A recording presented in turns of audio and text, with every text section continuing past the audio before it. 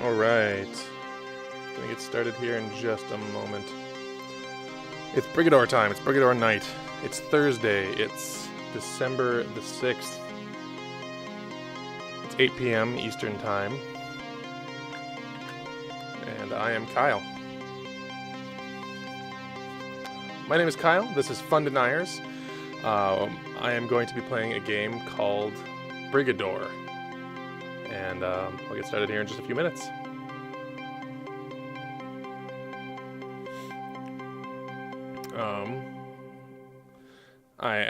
I mentioned the stream to some of the developers of Brigador from Stellar Jockeys, and apparently someone is planning on being here tonight, missing the Game Awards for me, so that's pretty alright. Feel free to toss me feedback on the mic volume, game audio levels, and all that as well. Let me make sure I am in the correct Discord room here too. Cool. So, Brigador is a game that was, let's see, there's a history to this game. It was released originally on early access in 2015. It was released officially in 2016, which is when I heard about it, thanks to Austin Walker. His last day at Giant Bomb, he streamed a bunch of his favorite games, which one of which was Brigador, which was a really entertaining thing to watch. Sold me on the game instantly. And then I don't know what the right term for it is, the re-release, the updated release, called Up Armored Edition, which is the edition I'm playing here. It came in 2017. It was a free update to all owners of Brigador. Included more missions, more mechs. Basically, a lot of changes came with that update, and it really just made everything that I love about the game even better. Brigador, as you could probably tell by this, I could pull the game up here. The menu here, the waiting screen I just had you on, and yeah, the OST is phenomenal. It's a game that's all about aesthetic. It kind of lives and dies on its aesthetic. It's not to say that the gameplay and the mechanics are not great. I love them, but the aesthetic colors my interaction with this game in such an undeniable way that it wouldn't be the same game if it didn't look and sound and feel like this. Mild cyberpunk aesthetic to it. The neon colors and everything else is very washed out. And the sound design and the level design and the set design even all plays into this idea. So there's this theory called the game. It's a mecha game. You're playing a freelance pilot called a Brigador, and you're on this horrible planet. And the only way off really is to become a Brigador, get a bunch of money, and be able to buy your way off. And yeah, the art is ridiculously good. And it's so like, so that there's this theory called accelerationism, which is like, oh, we can make things better if we just accelerate how bad things are getting, and we'll get to a breaking point and things will just snap, and then we'll have to make things better. And this game kind of is the antithesis to that. Like, no, actually things could just get really, really bad. Like, you make a ton of money, and because you have signed up as a Brigador, you have revoked your rights as a citizen of this planet. Like, you're basically selling out your fellow citizens, and to know what's in the contract you signed, you have to pay them back money, and to know the details around the contract and the laws and the history, you have to pay them money to get that history. And it's like such an oppressive world, and the aesthetic really plays into that, and the controls even kind of play into that. Like, if this game was not isometric, but like a third person or cockpit view like Mech Warrior, it'd be a totally different experience. Yeah, so that's enough backstory, I guess. What I have here is the campaign. I'm going to be playing through the campaign. A bunch of these one-off missions here actually have some very good world building.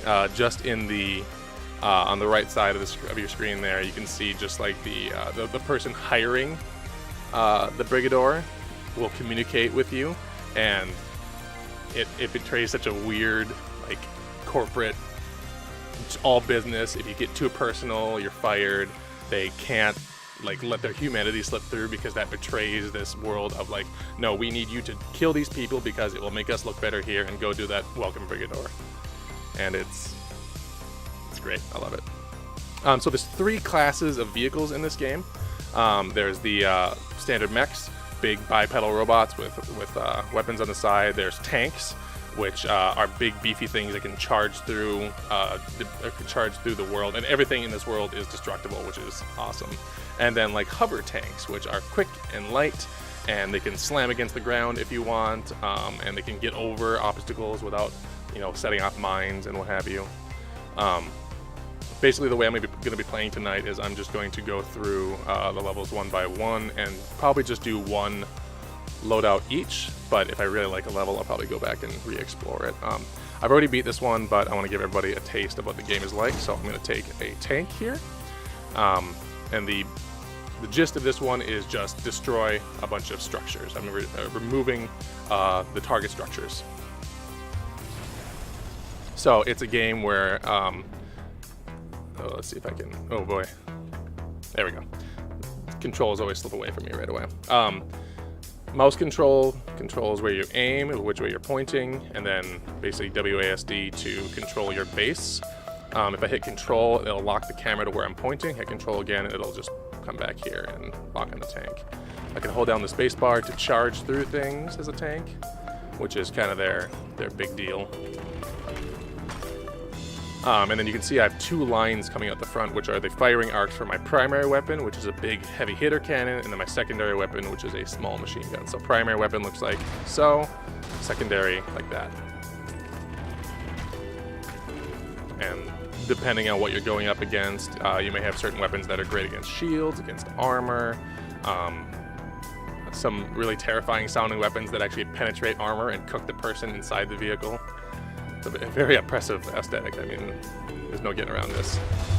Oh, these guys will alert. Ooh, so I see they're using that weapon against me right now. Boy, it has been a minute since I played, so it's gonna take me a minute to need to aim past them. So this game has the firing arc system, which is basically the further out you aim, you can see the angle of my attack increases. So that's how I'm going to be able to aim my cannon up and hit these floating mechs, as opposed to things on the ground or buildings, which I can just aim at their feet. Tricky to do for sure. And there's certain weapons where that's not really a concern. The explosions are big enough that you can just aim at their feet, but my weapons are a little more muted in their destruction. So these ammo depots, depending on if I have the right type of weapon. In this case, I don't. You can see this is like for energy weapons. I have the bullets that you can see in the top left corner, blue and pink. So this will not refuel me, or sorry, rearm me. So actually what I can do is I can try and show you if I'm able to lure these fellas. Oh.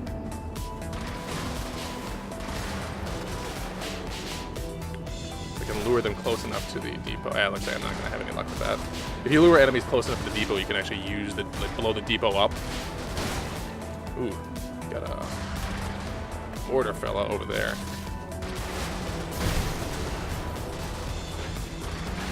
So again, all these environments are 100% destructible, which is really cool and can be infuriating in some levels when the precious cover you have just gets knocked out by one errant mortar shell.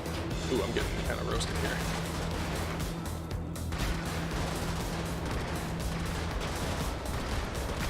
This big fella has shields, and funnily enough, when I kill that big fella, it drops a bunch of shield drops that I can pick up. And you can see in the corner on the top left, I have a shield bar, and it has kind of an over shield bar next to it that will slowly decay if I don't basically use it right away.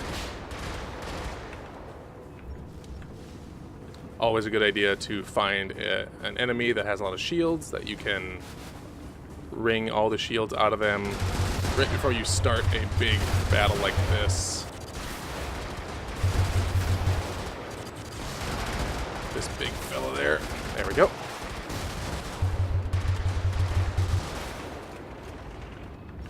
So that one, I think, that weapon that like discolors the ground. I believe that once my shield is gone, it'll cook me in a few seconds, just because it's like a weird radiation weapon, like a gamma ray that can't get through the shield, but once the shield is down, you're more or less done.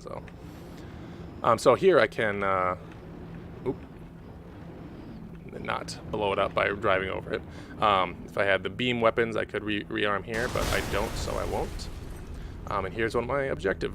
You can see the little symbol on top there saying this is something that needs destroying.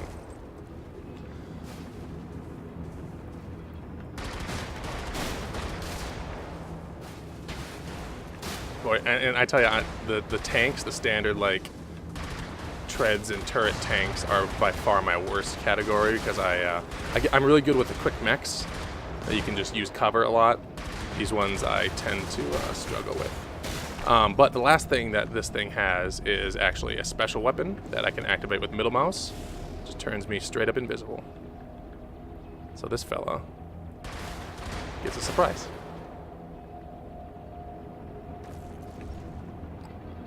Now this one has an icon that matches both my primary and secondary weapons, so I can just roll on up here, hold the reload button, and fully rearmed.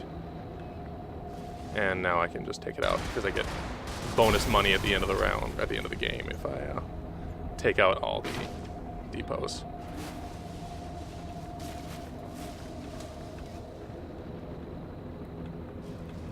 So as you can see with the aesthetic here, very slummy, like rundown sheet metal shacks. There are also levels that are set in like the suburbs of the time. Huge McMansions with beautiful hedges and nice manicured lawns. And it literally just shows that these hedges are being held up like cardboard figurines in a cartoon that will tip over. And they're just like desolate metal wasteland behind it, and these people are just living in a facade of a nice city, and you disrupt that by just strolling through and wrecking homes and finding the target that you've been hired to kill, all in the pursuit of like selling out your people and getting off this planet. It's a lot. The aesthetic and the backstory are quite a lot in this game.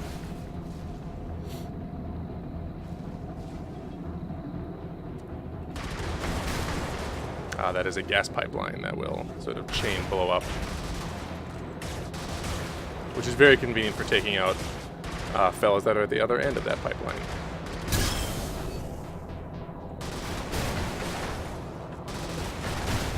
There we go. So on the top right, you can see I got 3 out of 3 structures, 4 out of 4 depots, and 3 out of 3 comm towers. The structures were the only thing I really needed for this game, but the depots are a nice bonus.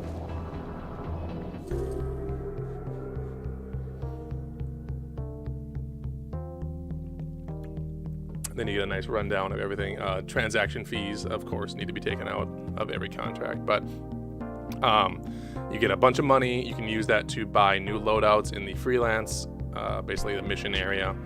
You can also buy lore, which is a nice touch. And if you die, you still get paid for what you did, but you also have to pay for your own funeral expenses, of course. Yes, gas stations, gas pipes, depots are a quick way to take yourself out of the level. One thing I do want to do before I get too far into the campaign, this mission here, Awake on Foreign Shores, is the intro to the game. It's the first mission, basically the tutorial, and it does a lot to establish the tone and the feel of the game. So I kind of just want to run through it quick just to get everybody who's watching a feel for what this game is about. Like, this is the first thing you see when you play. I love it. Solo Nobre must fall. Remove the marked target to accept contract. This gave me goosebumps the first time I played this. It kind of is now, actually. Welcome, Brigador. And that's how they launch you into this game. Like, they lean into it really hard.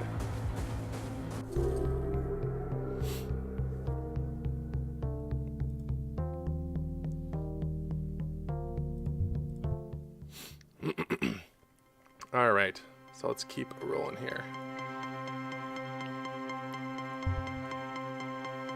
All right, so last time we did a tank. I could also do a hover tank, but I think I really want to just get into the mecha stuff because that's what, at least initially, drew me to this game. I'm a sucker for big mechs, and this is kind of that. So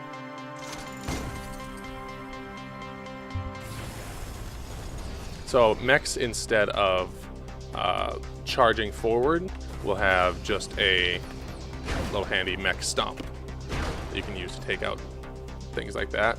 And if there's a bunch of little dudes around your feet, you can stomp on them too. It just does sort of an AoE damage ring.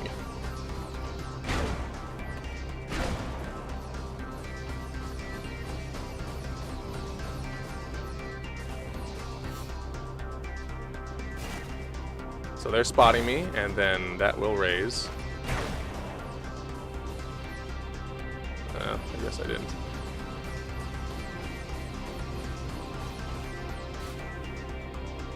Once the alarm goes off, you'll hear it sound. Panic walls go up. So this one just has 2 big miniguns, and you can fire each arm independently if you want, or fire them together. This is one of my favorite loadouts. It's very versatile.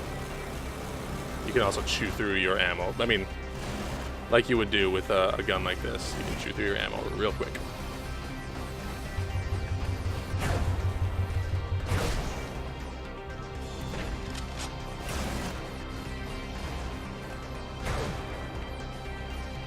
So that just said substations will... Oh, I can use these guys to sneak through the panic walls, since they have transponders that lower it for me. So I gotta take out the substations, which will lower the panic walls, and also is my primary objective.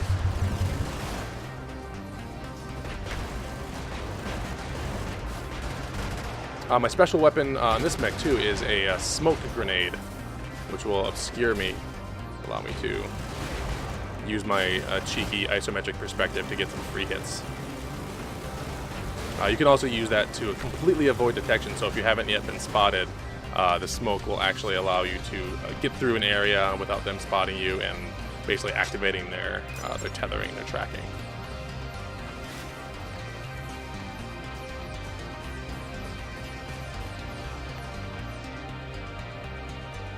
Which I think I can demonstrate right now. So they won't spot me until I come all the way around here. Oh, these things are obscuring me even more than that. All right, so I'm gonna do some funny smoke work here. Once the timer in the top left recharges, I can show you one of my favorite things in this game. So here's my firing arc. That's my maximum distance, but if I move, I can like put my mech's motion into it, and yeah. I overshot it a little bit, but that's okay.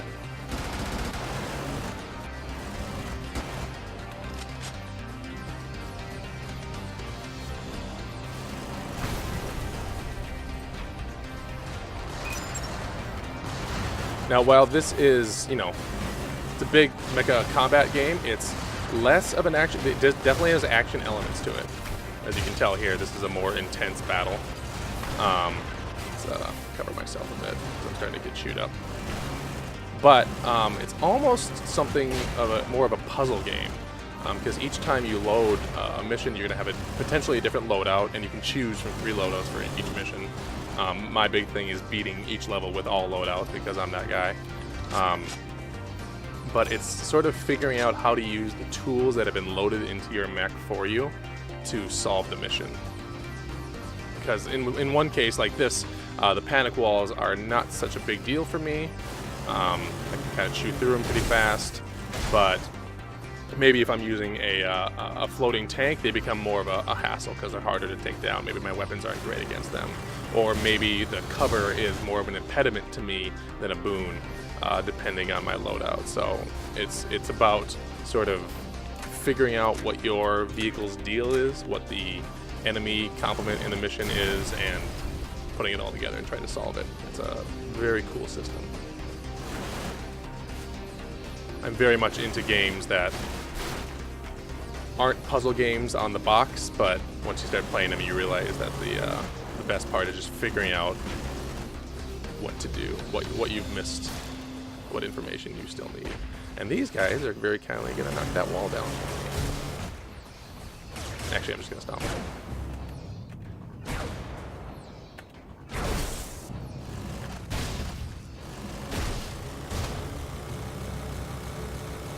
There we go.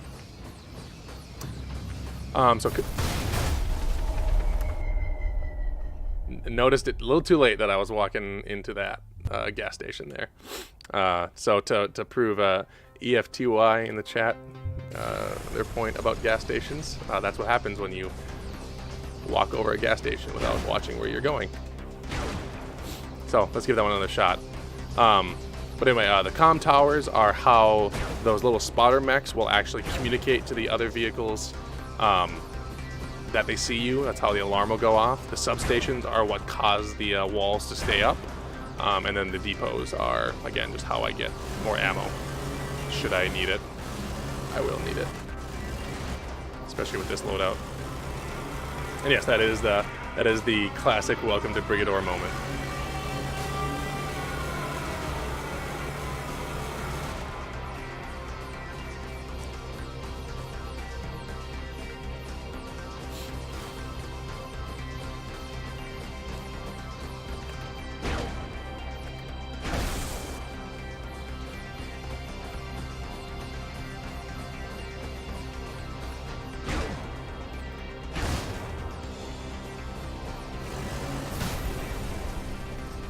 So, what did we learn? Shoot the gas station before you step on it.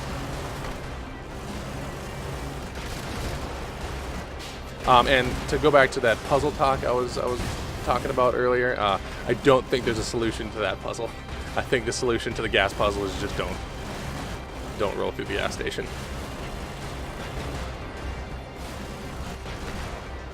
That's a bad news situation.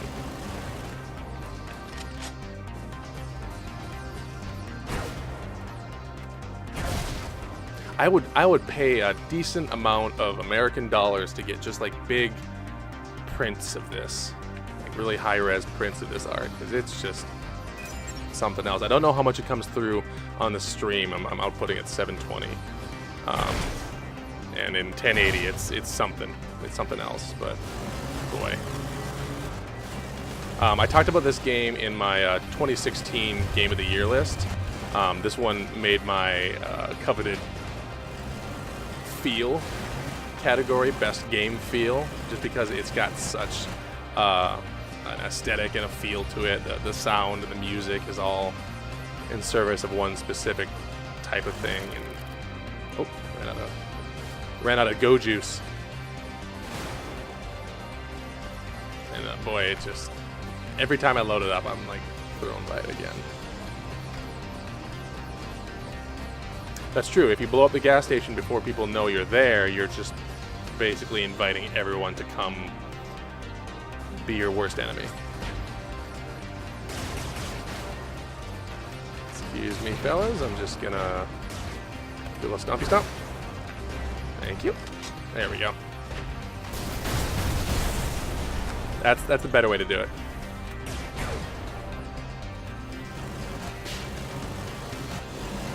Walk up to someone who doesn't know what's going on, stomp on them a little bit, take their ammo. Succeed.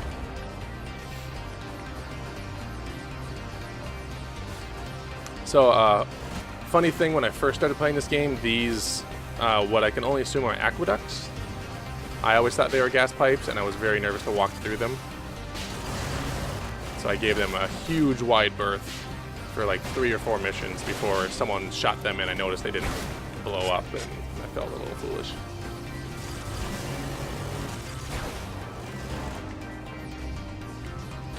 I will brig every door.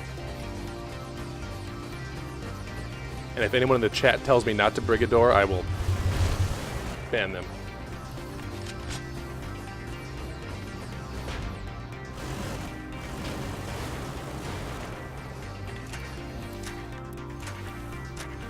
So in my, I was gonna say free time, but that's kind of a misnomer.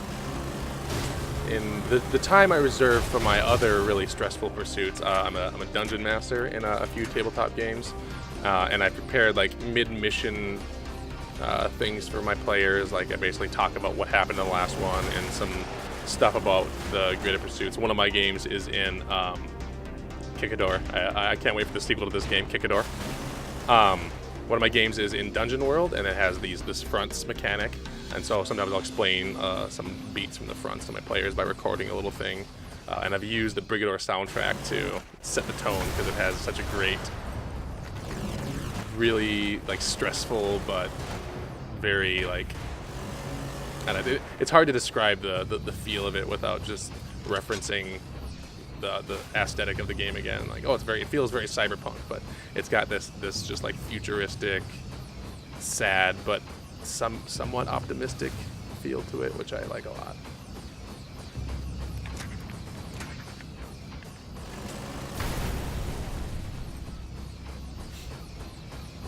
I need let's see, 2 more substations.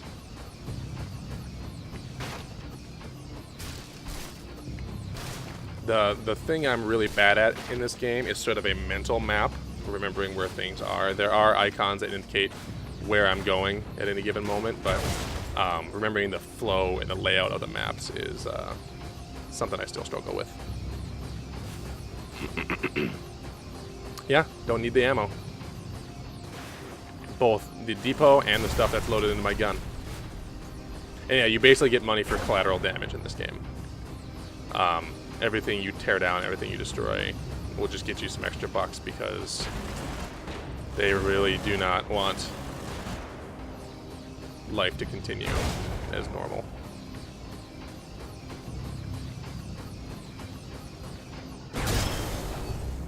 And so that was the last substation. You notice all the panic walls fell when I destroyed it. That will happen in other missions where the substations are not the goal. You can remove the panic walls by doing that, or you can shoot them. It does tend to be a waste of ammo, especially with weapons that are very weak against structures like that. But I'm, again, very big into the mechs. I play the mechs pretty primarily, and their stomp generally does the trick. Though it's inconvenient when you're running away. Did I almost step on fuel trucks? I need to watch. I'm talking too much and not watching where I'm stepping.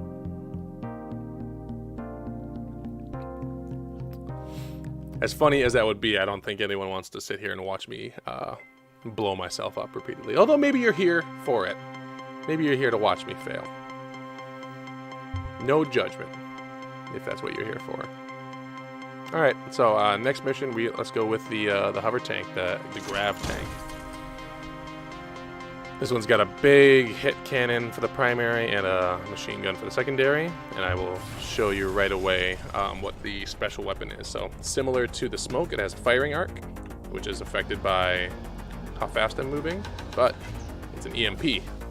So you can see it even knocked out the lights in that area down there, which is a great touch. I mean, I don't want to mince words here. That's choice. That's phenomenal. Oh, and this is more of a true WASD control scheme. So instead of turning, A and D just strafe me, and I turn simply with the mouse. So I can do the still camera thing, but I hope it's not too like motion sicky for people for me to use the extended range camera. If it is, I can switch. I'm fairly good either way. Oh, and then my space bar is just a little stomp.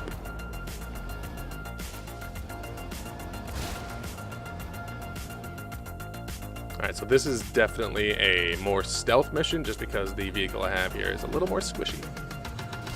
And I do want to keep this depot alive because... Oh, this is a suicide vehicle. So anything with a red light is actually just a... basically a blow themselves up on me weapon, and that can be those vehicles that look like big floating bombs, or there'll be people with those yellow jackets that are masquerading as civilians, but actually just have a high explosive. And they'll run up to you and end your game pretty quick. So yeah, I want to leave this depot alive because it actually has ammo important to me.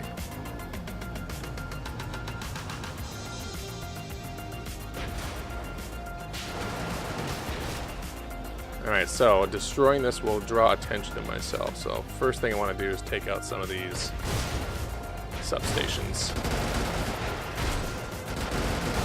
There we go. My EMP knocks these fellows out. I can deal with them at my leisure. Another benefit to having this floating tank is I won't, you know, drive over a fuel truck by accident. I'll probably just float right over it. I say probably because I actually don't know if that's true. I will not be testing that theory.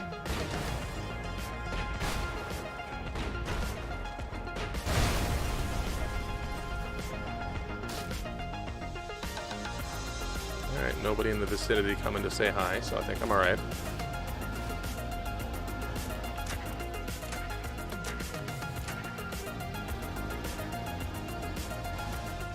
So this one does not have any weapons that I care about, so I could lure this bad boy into the range of it, and not fast enough.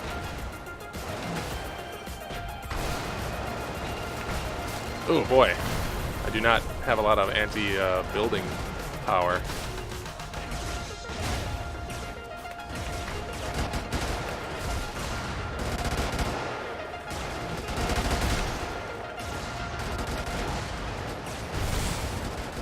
Oof, these guys got some bite to them.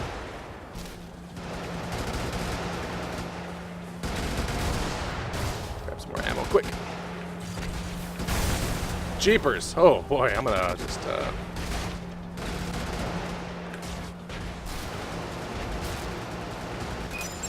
when I stop talking, you know, things are getting a little spicy. Okay.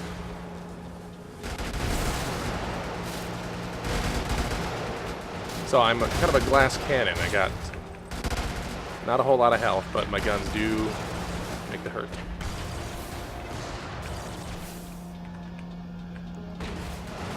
My EMP is often a lifesaver.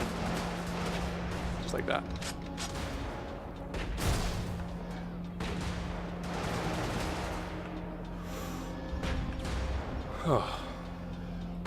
So the trick with this type of vehicle, one of the reasons I'm not really great with the hover tanks is because when you're facing down, the A and D are going to be, and W and S actually, will be swapped, and it's just a little trickier to wrap my mind around the strafing.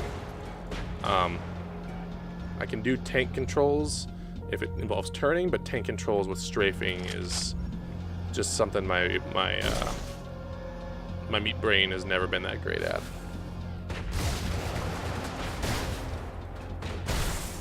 But I think that kind of adds to the challenge and the enjoyment when I get it right.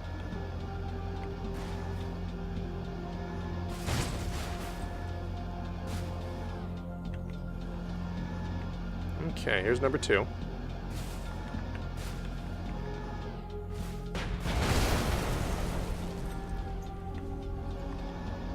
And here's some extra ammo. I lost my good blue depot, so I'm gonna have to favor my alternate weapon pretty heavily.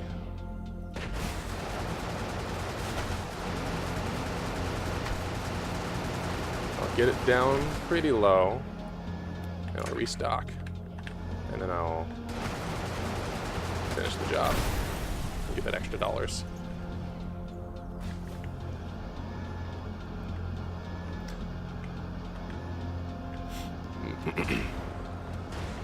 Oh yeah, that's right. I forgot. I can hold the stomp to flatten out my firing arc. Help deal with those targets that are nice and low on the ground. Sort of the opposite problem that I was having with the mech versus the A-Gravs. If I want my shots to run low. But yeah, the tank controls are not something I'm super. Woof. Got some mounted guns. They I'm just gonna deal with this first. There we go. Because I knew if I didn't deal with that, it was going to deal with me. Boop.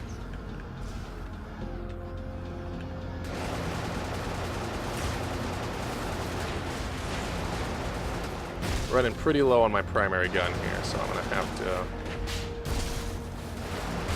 play it cool until I can find some more ammo. I'll give this guy one good hit. There we go. I will not be disputing that opinion.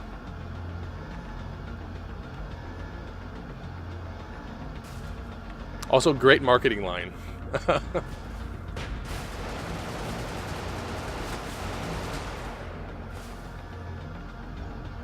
Okay.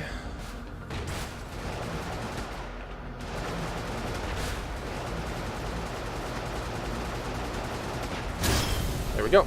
That's 3. Yeah, the soundtrack absolutely rips. Oh, that's right. I neglected that their firing arc kind of doesn't shoot straight down like a good turret does.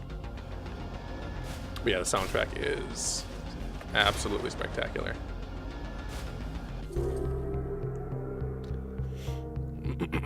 I had the URL up earlier, by the way. It's this thing right... Oh, wrong one. It's this thing right here. You can see up at the top there, if you're interested in getting this game for yourself, if you don't already have it, that's the URL to their itch page. You can pick it up there. Or just Google Stellar Jockeys. You can find them that way. Boy, I'm gonna take just a moment to refresh myself.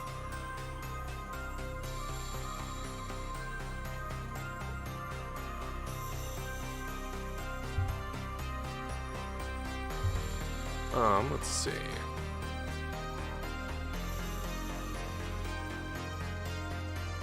Great. So now we've seen the 3 entry level, or the first wave of vehicles here. I'm gonna stick with the mech for now because, as discussed, I both like it mechanically and it looks dope. I'm all about that big stompy metal meat machine.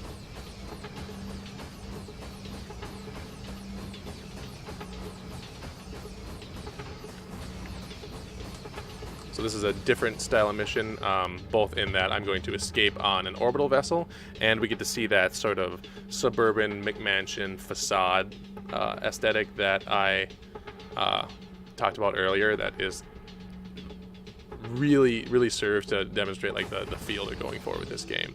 So you can see all these beautiful homes here, beautifully manicured lawns. There's a playground in the backyard, and then these hedges that are just absolutely being held up by big metal arms, just to maintain the illusion that, oh yeah, this is fine, everything's fine. Stomp down Great Leader real quick. There we go.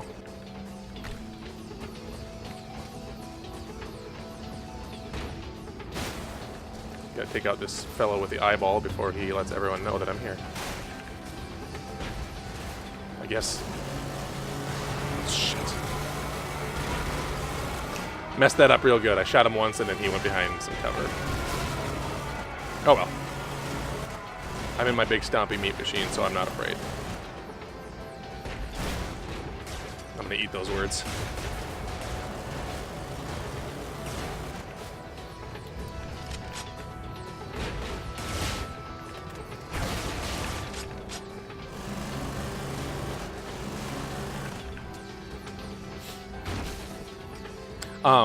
While I have a breath here, I do want to point out just the detail in this game. Like, you can see the vents on the air conditioning on the back of the house, the vinyl siding slats, the different power boxes running up the back. This hot tub is covered. They have the same plastic, mass market white plastic chairs that everyone has. It's like, this is some art. Like, there's nothing like this. There's nothing like this game. That this game was made in 2015 is spectacular. I feel really bad about this dude. I'm gonna scare him off. I can't help but feel bad for the people in the Yellow Jackets. Come on. Okay, you're just Get a corner yourself, my dude. I don't want to blow you up.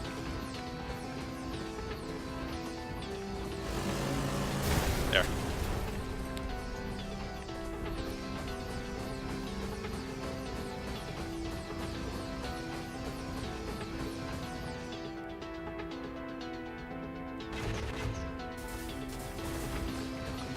I don't trust myself enough to shoot near him without accidentally shooting him. I suppose shoot while I'm near him. Yeah, I guess that would work out.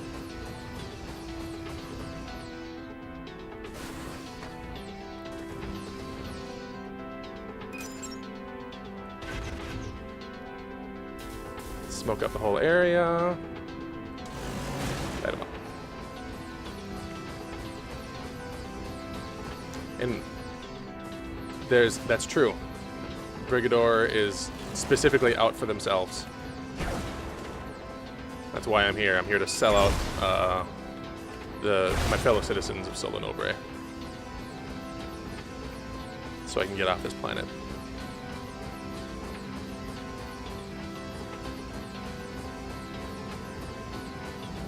There's a lot of really good bits in those expansion missions that I was showing off earlier, the ones that I didn't play, where the person who's selling the or who is pitching the contract to the individual pilots, like recognizes them from something else and starts fawning over them, or just like kind of falling in love with the Brigador, and then they're like, this person's been reassigned, and it's a nice beat that I appreciate. Like the writing is.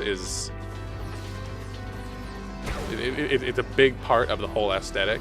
It's one that's easy to overlook, and it's one that, you know, you can still get the whole feeling of the game without using it, but it does offer some nice, basically codex entries.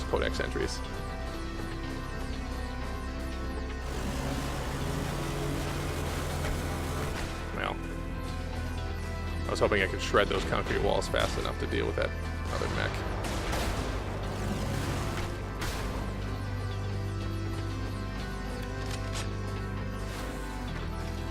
So this mission, I'm looking at taking out specific enemy targets, specific people, like the captains, not buildings this time. So in other missions, you could actually sort of do a speedrun style, go through, blow up the buildings, and ignore the enemy vehicles. In this one, it's not quite so easy. You can ignore the other vehicles and the other soldiers, but there are some specific people you need to deal with. And in certain missions, those specific people are tough. Very, very powerful, a lot of damage, a lot of health. I'm still fairly early in the game, so that is not the case here, but quickly can be.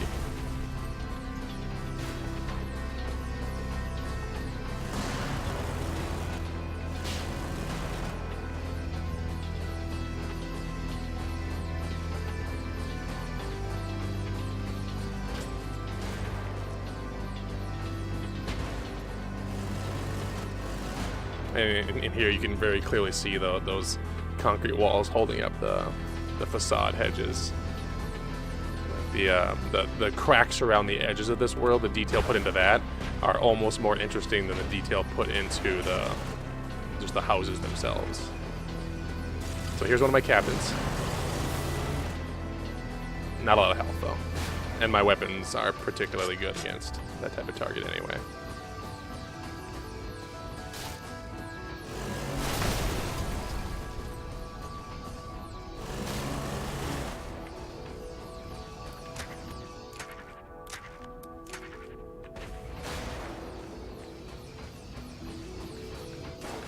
I will happily stomp golf carts. I feel guilty stomping people, but golf carts are fair game.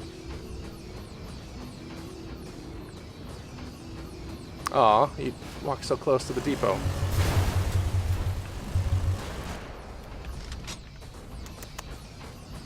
Shouldn't have done that.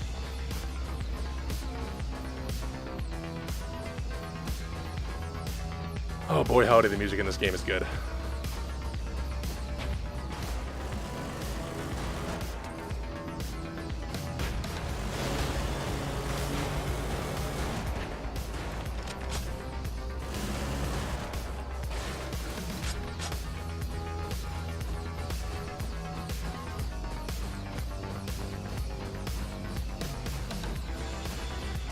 So in this case, that orbital gun is not something I need to destroy. I'll get a lot of money if I destroy it. Oh. Sorry, fellas. Doing some talking here. All right.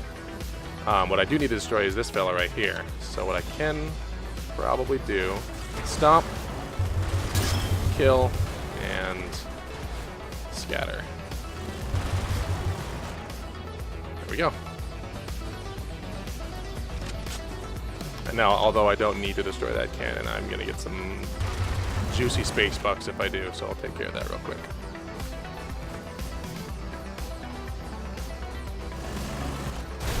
There we go.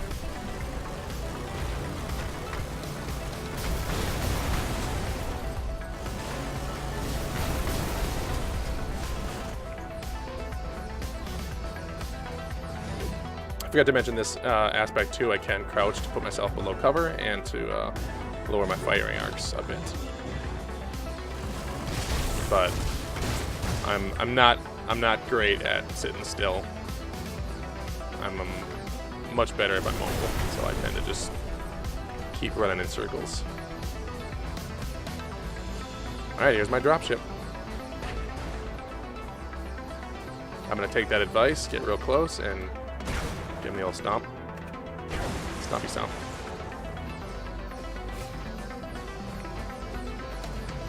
There we go.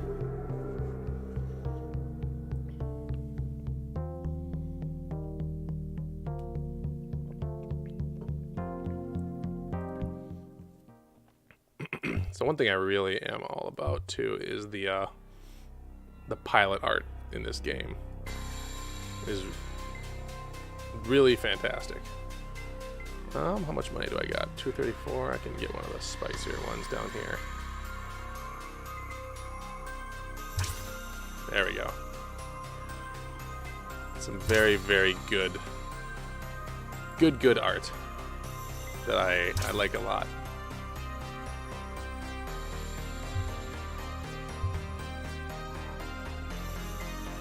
All right.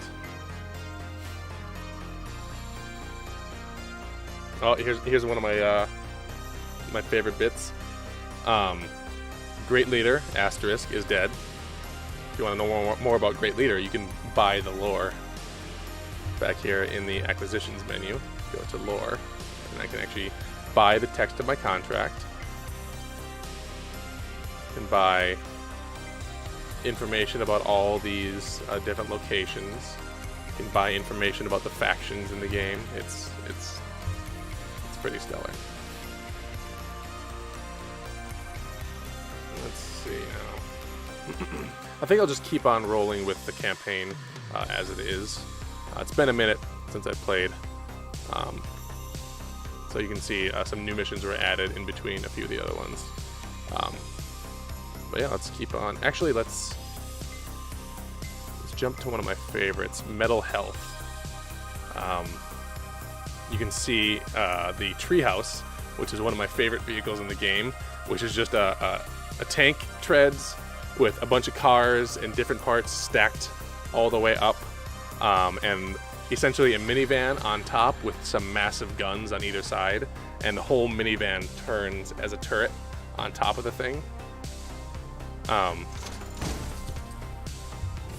It's so good. Like, it's just in a junkyard, and you finish it up. All right, time to drive my way out. Horn. Go on about this horn.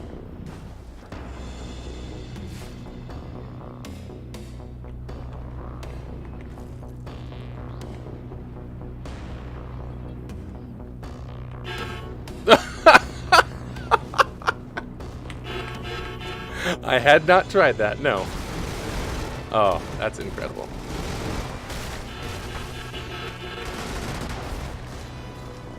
Something new to find, something new to love about this game all the time.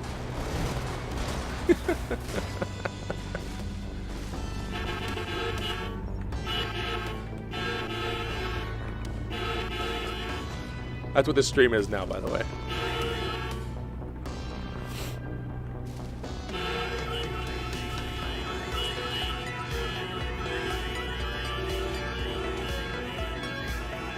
all the cars, every single one of them.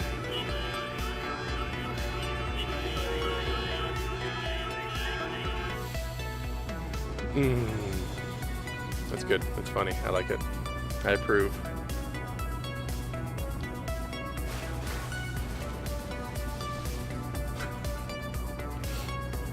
It's so great. So yeah, if you like this game, check out that URL up there.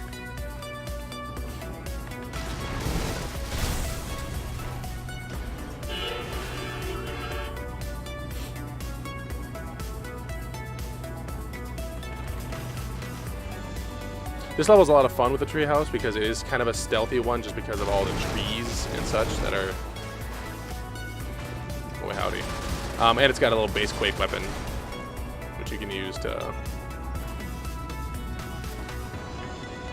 pop people in front of you.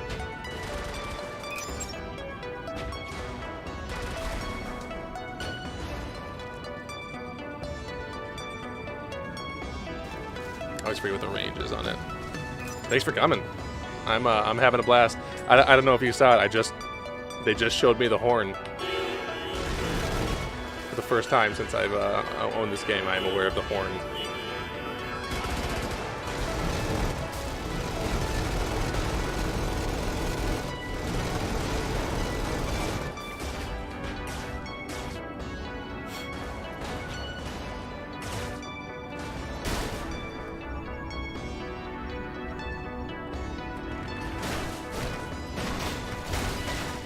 There we go.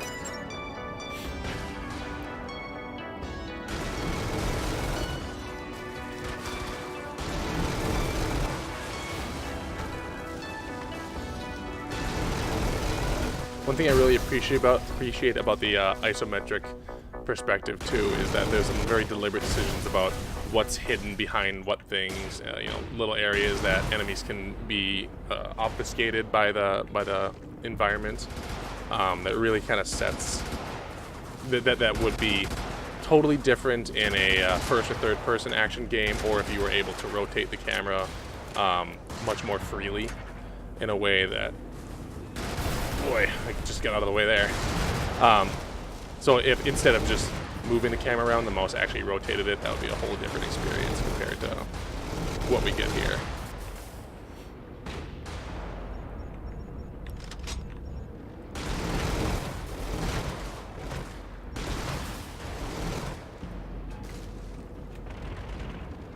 I would absolutely buy a little like minifigure of the treehouse.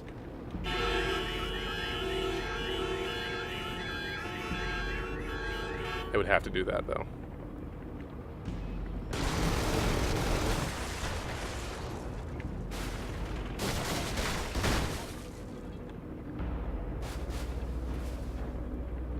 All right. Keep forgetting about that. I mean, the treehouse has a bit of health, so it's not a huge concern, but, you know.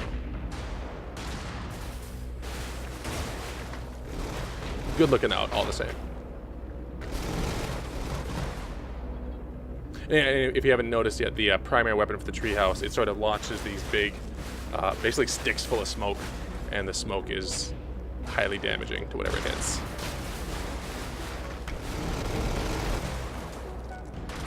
It's a nice sort of damage over time thing. Like I can knock down these hedges, toss one at this turret, and just back off and let the smoke wear it down. Not that I'm afraid of taking a lot of damage. Yes, acid gas all up in your mech is the one of the several Brigador experiences.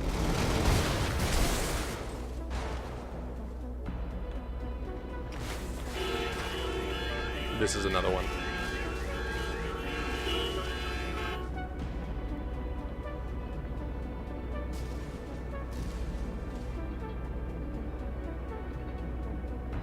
I want to have been in the room when the decision to add all those horns was made, when the developers came to that agreement.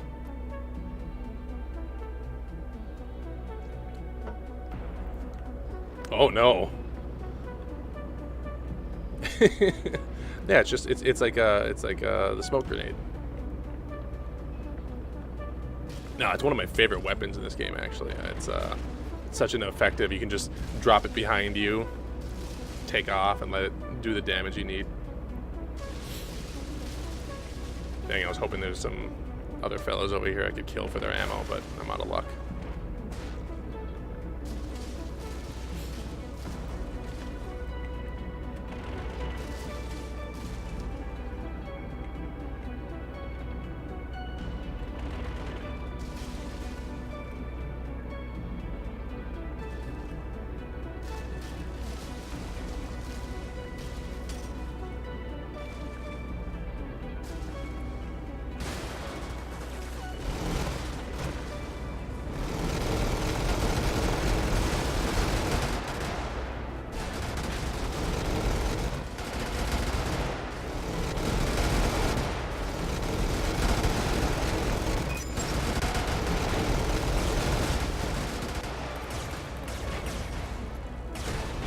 Out of ammo, but that's okay. Don't need ammo. I have tank.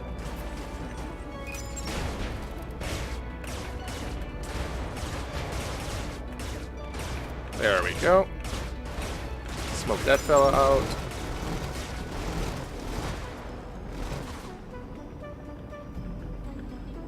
It's important to never rely too much on your ammunition, because it's not always there for you. Yeah, I just didn't want to charge headlong into the depots if there were a lot of people there. I was hoping for like 1 or 2 enemies. Just isolated off in the middle of nowhere that I could steal some ammunition from.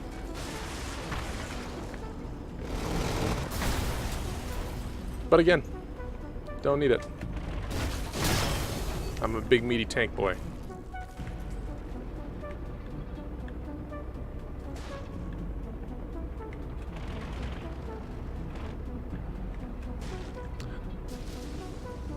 This mission here too is the first mission I ever saw, because when I watched Austin Walker's stream on Giant Bomb, he started with this mission. Actually, I think he started with the treehouse, which was the first thing that made me think, huh, maybe, that's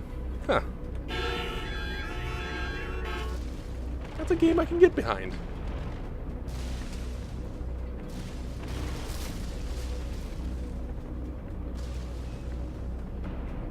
I bought a couple of copies for some friends too, but I don't think they fell into it nearly as hard as I did. They're not as big mecha enthusiasts as I am.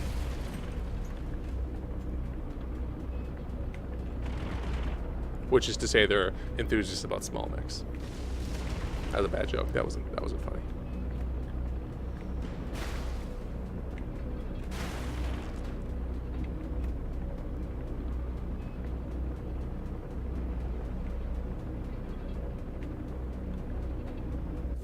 So this game I'm playing with mouse and keyboard right now. I don't know the specifics. I believe there is a controller support. There's a controller mode. But I haven't tried it, and it doesn't seem like a game that would feel good with a controller, just because being able to move the mouse very particularly. It's the same reason I'm not big about a game like Bastion with a controller. I actually much prefer that game with mouse and keyboard, just because you can be much more specific about your aiming. Someone who's better at controls on a controller might think differently, so who knows. Let's see. I was going to go through these missions in order, but I kind of want to jump ahead a bit with some trickier stuff. Yes, here we go. Take out those statues. This one's a tougher one, I will say. Boy, and I sure could just do it with the Brigador, huh? Which is just a little treaded motorcycle with a big old kaboom gun on the front of it and a little machine gun. Yeah, I think given how many times I've sort of stepped on explosives or almost blown myself up today, introducing a controller to that mix might actually just escalate that problem quite a lot. Alright, let's try this.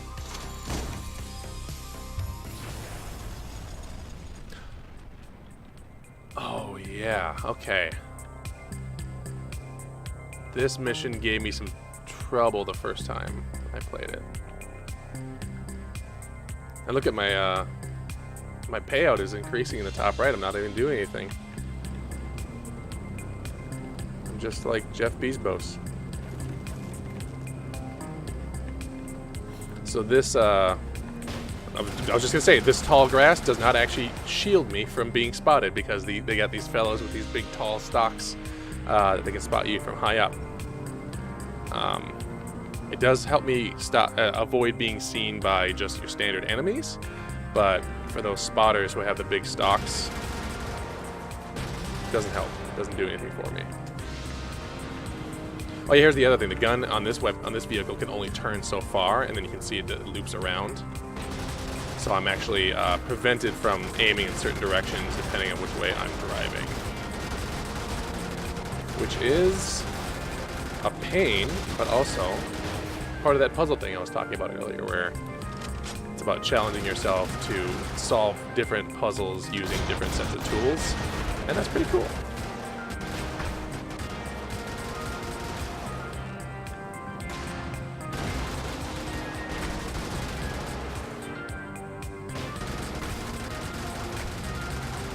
Also, I love the aesthetic of this dude's vehicle. His solution to what kind of vehicle should I use as a Brigador was, let me just take my motorcycle and put a tank gun on it. I am very much here for that.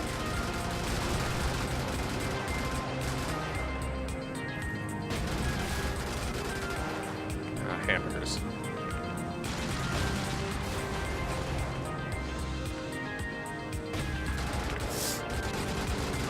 There we go. Let's get away. These things are getting a little too spicy over there. In fact, let's smoke it up a bit. Oh, there's a kamikaze fellow was in there.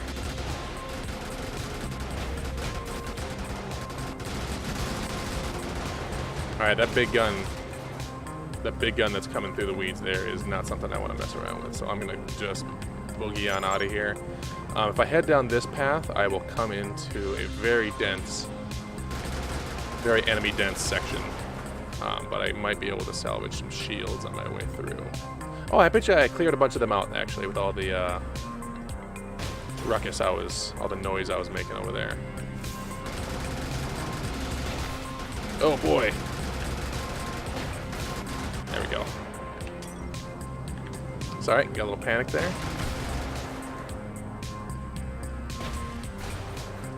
Pre-firing is pretty good too. Oh yeah, that's right. I should demonstrate the old Troubadour speed boost, which is considerable. Not something you really want to abuse, again, because of my storied history of driving into gas tanks, but all the same. And yeah, you know, I don't think controller support is something that the game desperately needs. I think it might be a nice to have more than a need to have. I would be honestly more interested in seeing like support for the accessibility control. Oh, there's a treehouse here, by the way, that's fighting me, which is terrifying, given what we know about how big that treehouse boy is.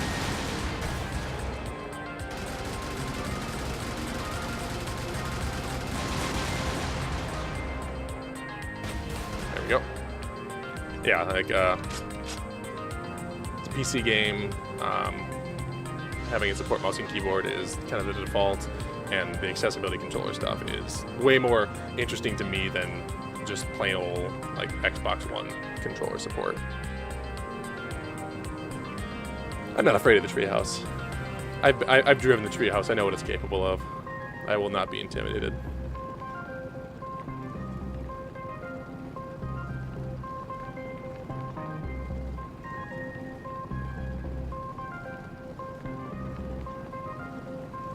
Hey there, pal.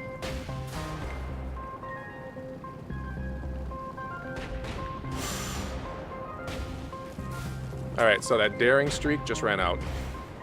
I'm gonna boogie a little bit here, actually.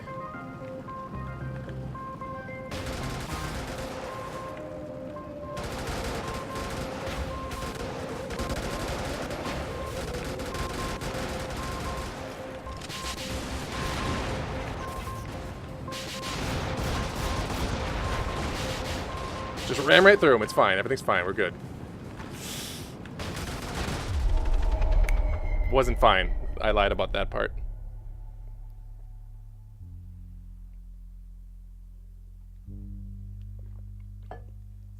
Oof. I'd be more upset about a standardized accessibility controller if it wasn't like the only solution right now. Like, it's Microsoft, so you know they've got some ulterior motives, but at least it's a decent kind of turnkey solution.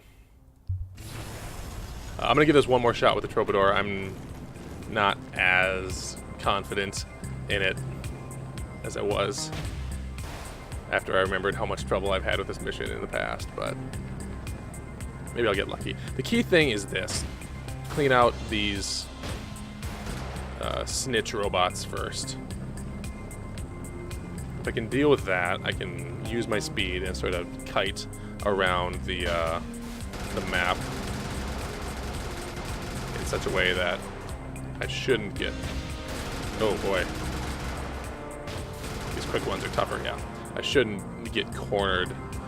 Going straight through the middle is kind of what got me that last time. I shouldn't have done that.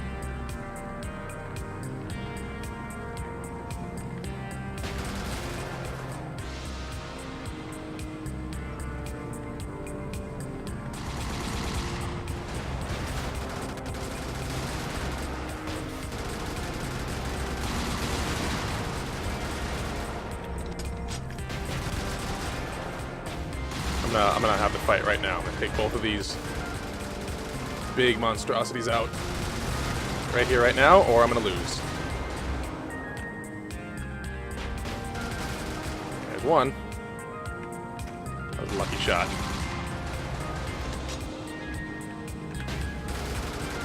That was an unlucky shot. There we go. That felt like a good fight.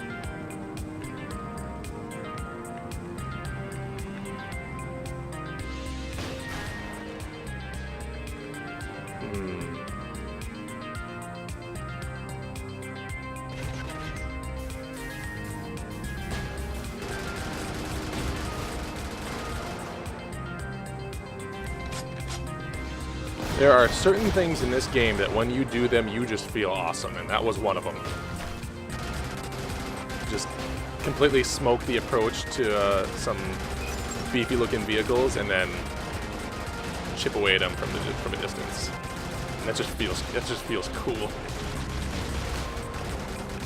Ooh, I'm getting spotted from several directions. Oh gosh. Whew.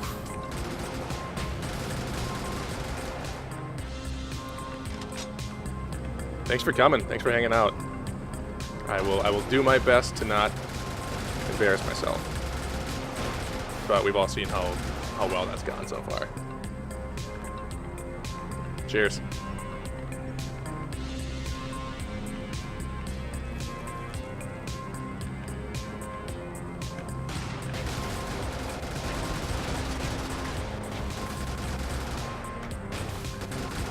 Come on. Oh boy. I get into this trap where I'm looking at the target and not looking at where I am, so I don't know what is in between me and what I'm shooting at. Which usually isn't a problem, but on this little speedy little bike, it's more of an issue.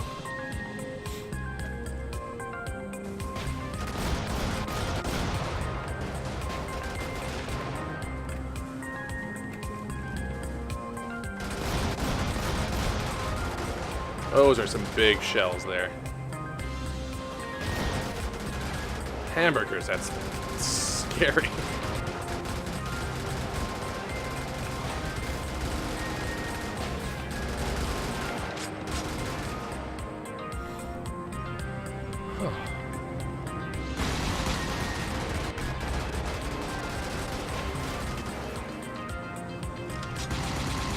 Ooh. 2 more tree houses. That's okay. Got a lot of ammo. I've got some overshield. As long as I don't hold down spacebar and just charge directly into them, I'll probably be okay.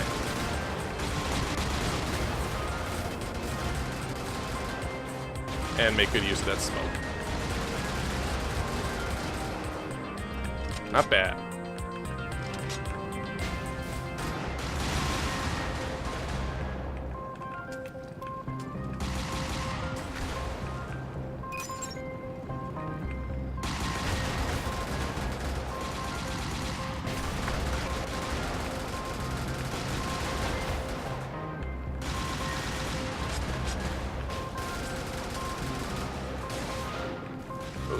Big guns sure do sound terrifying.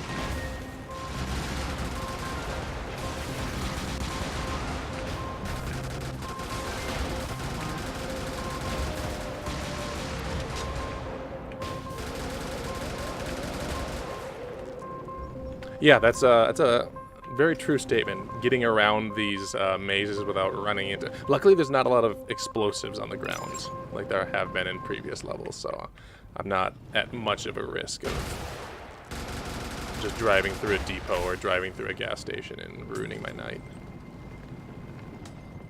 But there sure are a lot of enemies in this level, I tell you what. Very, very big level.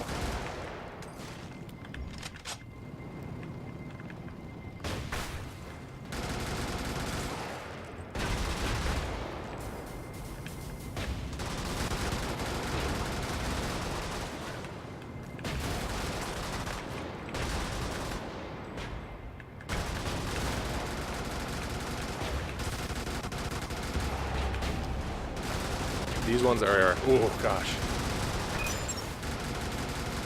Hard to hit with my weapons, I'll tell you what.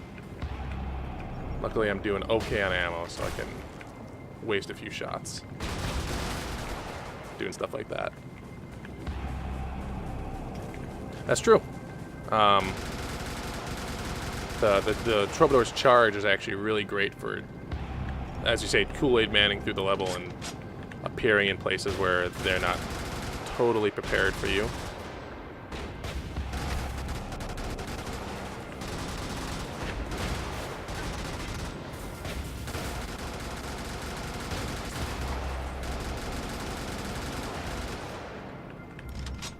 Doing okay on ammo. I've got 2 of the 4 statues down.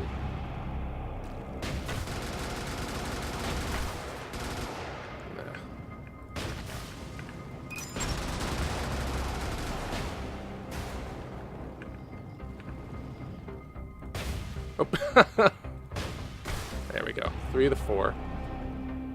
Alright, let's... Thank you. One thing, if there's one thing I'm good at, it's panic smoke. Oops.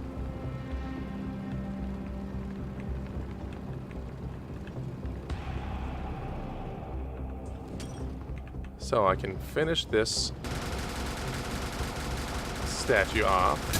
I'm not going to bother with the depots. I'm just going to very carefully and extremely quickly jet to the exit. Okay, I didn't go through that building like I wanted to. Oh boy. He's got a big gun. But that's okay. Nailed it.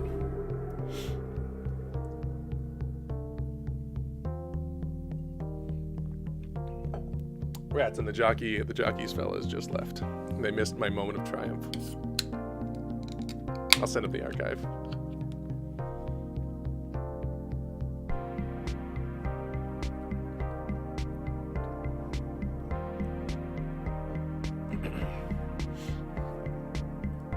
All right.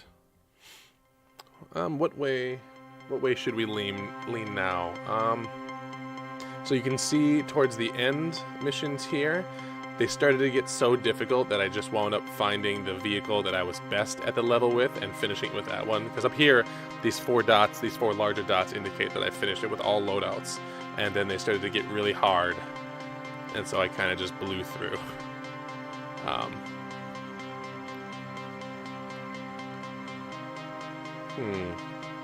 Maybe I'll start... Maybe I'll run through these missions again. I don't think, doesn't sound like anyone has any particular preference about what I play, so let's use some of these vehicles that we haven't seen. I probably should just use the Arlo, huh?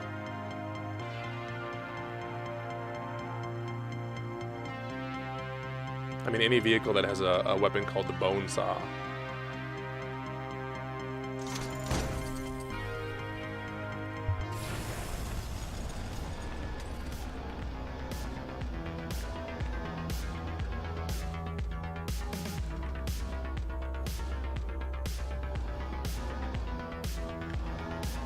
I wonder if I can get this over that wall. There we go.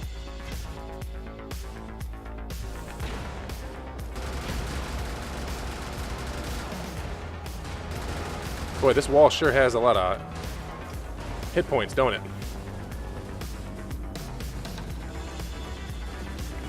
This is one where I need to lower those walls before I can do anything, isn't it?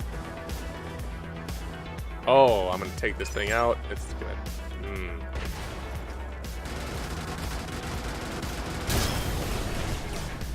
And then the gauntlet.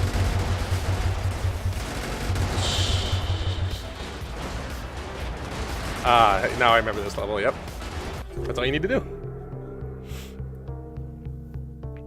Maybe cheating, having a fast vehicle like that. That might be one I should try with... Boy. The Canmore. The Buckmaster has a mortar, though.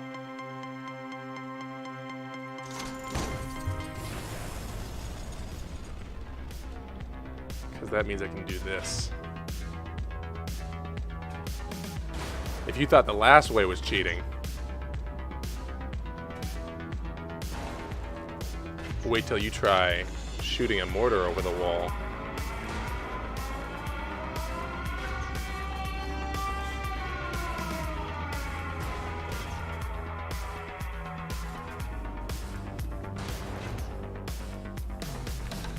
This just feels unfair.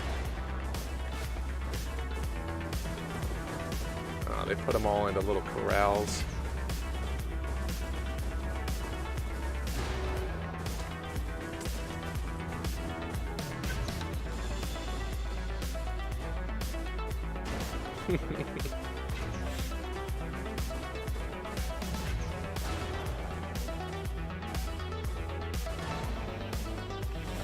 Oh, boy howdy.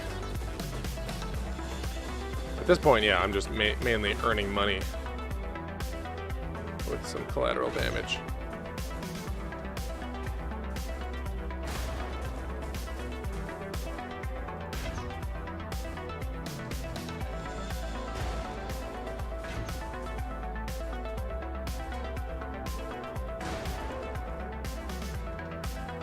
And then you can just fire that and just be on your way. Oh, you gotta actually take out your target though. Now you can be on your way.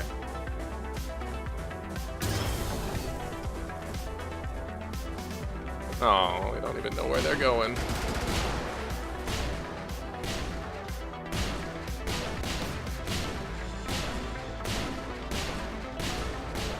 Thunderclap laser is pretty cool.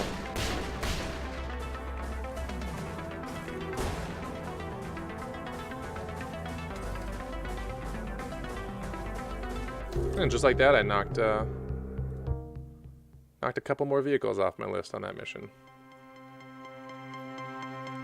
Okay.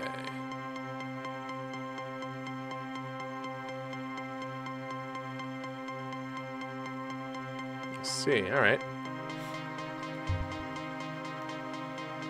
So I finished that one with the Buckmaster. Let's try it with this big old Canmore tank.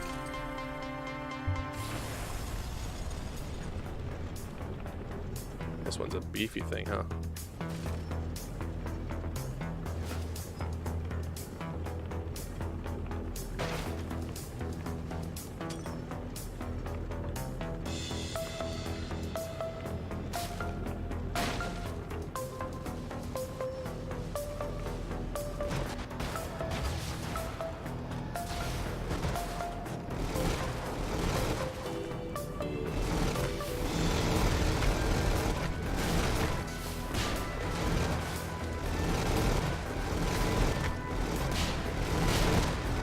thing is tough. Isn't it? Wow. Oh. Tough, but there's still certain enemies that can scare the pants off me. My worst enemy is, of course, running out of ammo. Hey there, big fella.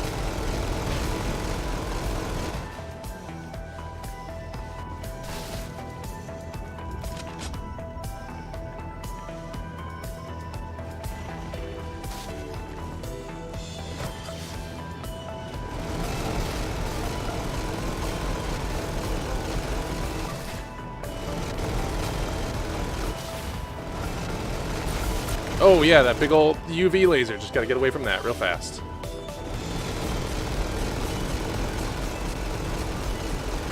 Forgot about those things. They hurt.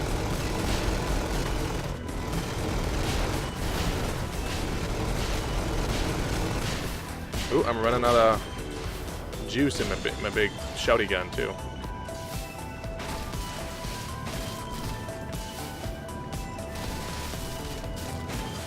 Got is this laser, which, to its credit, is doing all right for me.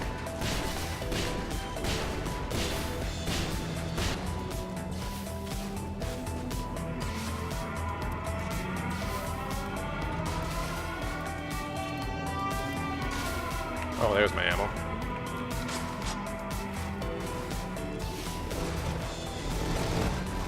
All right.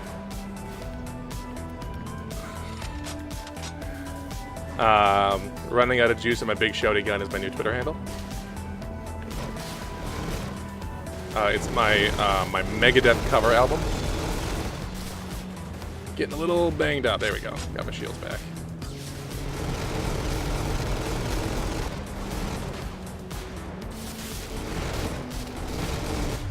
Ooh, jeepers! I wasn't looking up.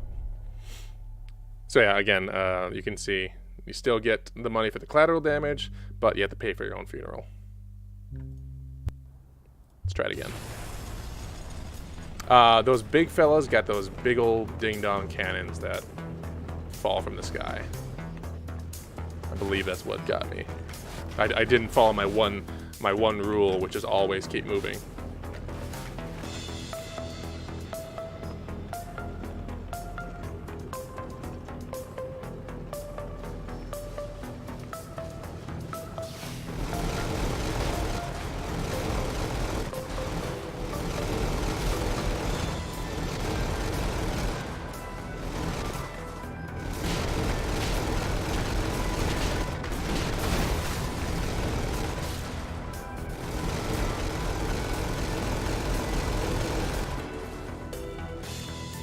Yeah, I do not do super well with tanks, but wanted to give this one a shot because I haven't actually tried this loadout yet. And I do like it, let me tell you. This primary gun is... Oh, yep, there's those big fall from the sky guns.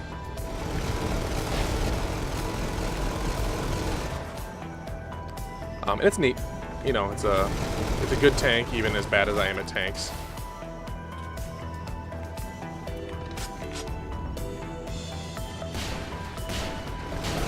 Maybe playing with an easy tank will get me better at the harder to play tanks.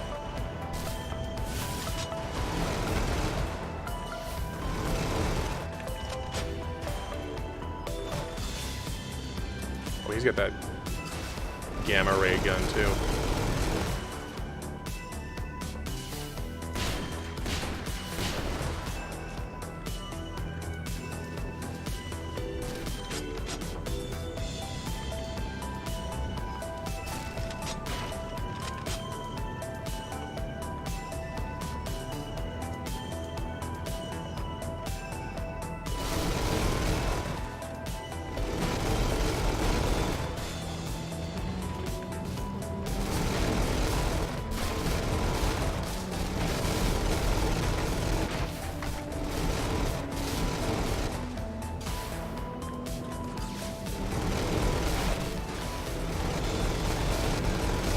A lot of fellows coming my way right now.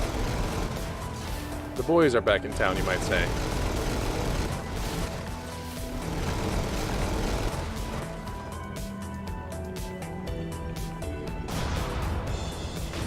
Ooh, there's my large adult son.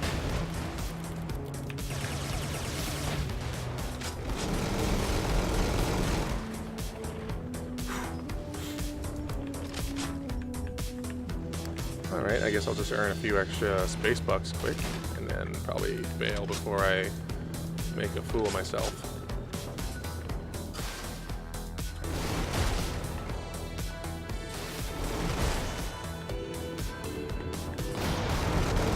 Or maybe I'll just charge straight into battle so I don't get hit by that mortar.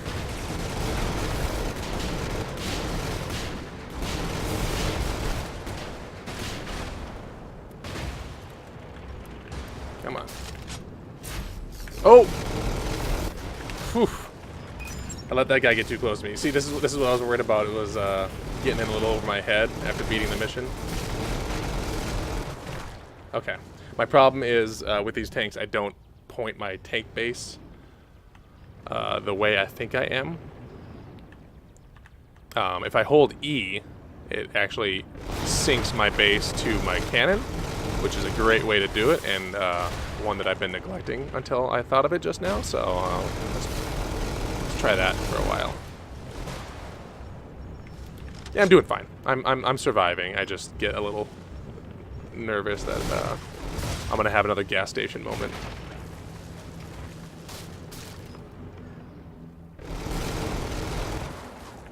Alright, I've dealt with everybody. Let's pop a few depots and call it a mission.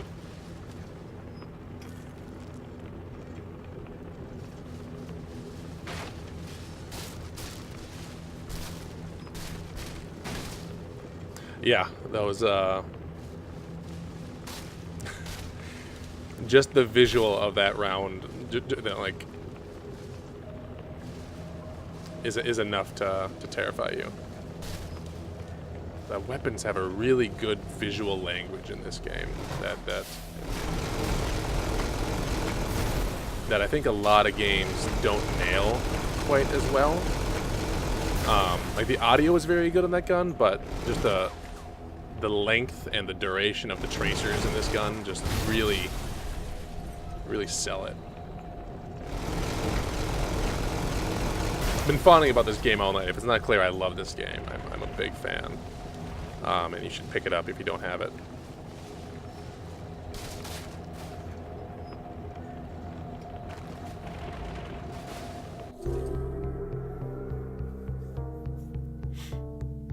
Okay. Alright, so now we're officially into a mission I have never played.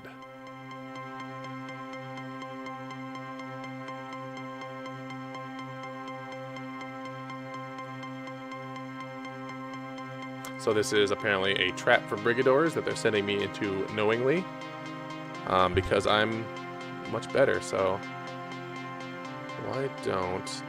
Johnny 5 Aces Fence. Don't think I'm in a headspace for that right now. Let's use the Buckmaster. I may change my tune though. I have no idea what awaits me in this mission, so...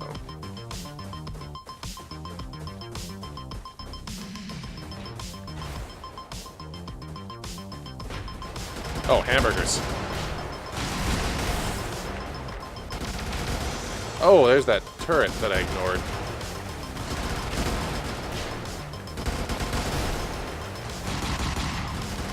Alright, we're gonna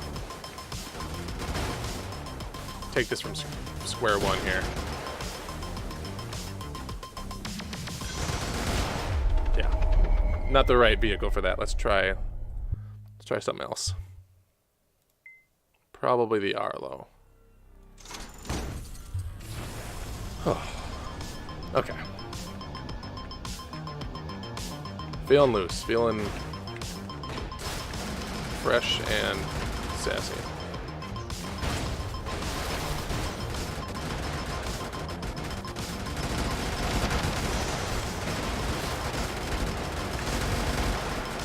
Boy, I'm getting chewed up actually.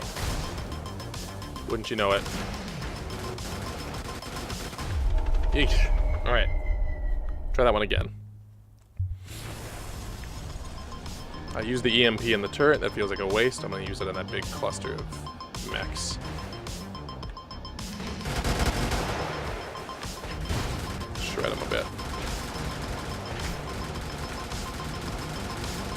There we are. Oh, and they just they just wake right up and yeah. All right. When in doubt, can more. Really, I wish he'd can less.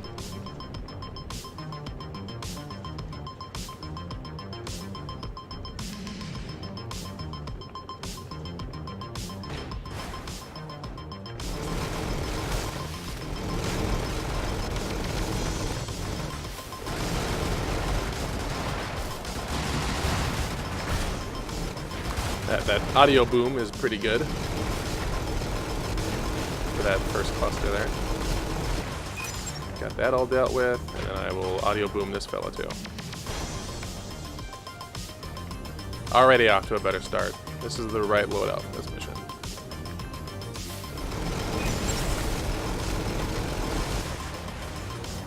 Oh, here comes some troubadours.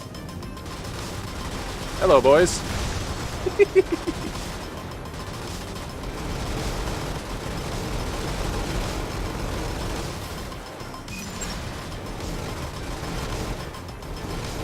That would have been very scary had I not been in the Canmore.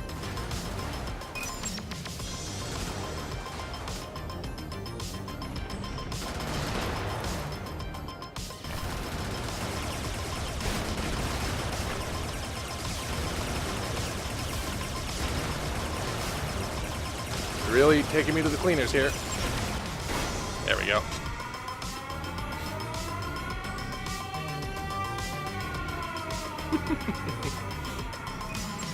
Ask questions, maybe. There's some shields. Now we're talking. Yeah, my that was a yellow jacket. My special weapon on the Canmore here is everything I've ever wanted in a weapon, which is just destruction.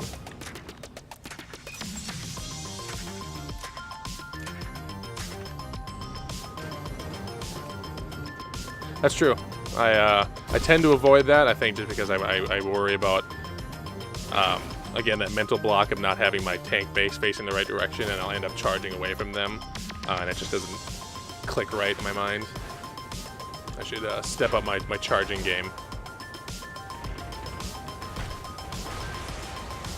It works. What do you know?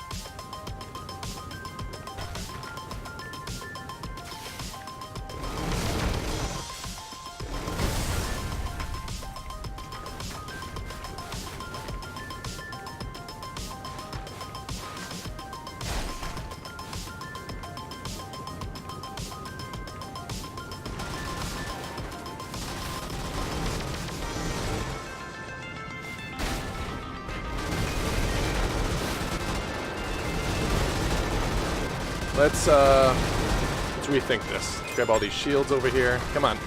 Come on, Chargy. Chargy McGo fast. Come on.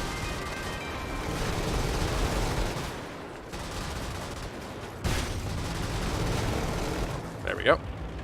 Easy. Never doubted myself for a second. Oh yeah, it's still E. It's a little slower with this one.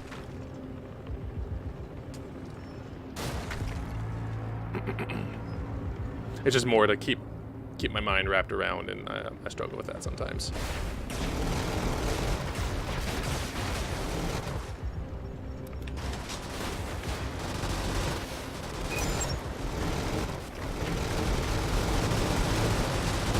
Hey, everybody! This vehicle is fun.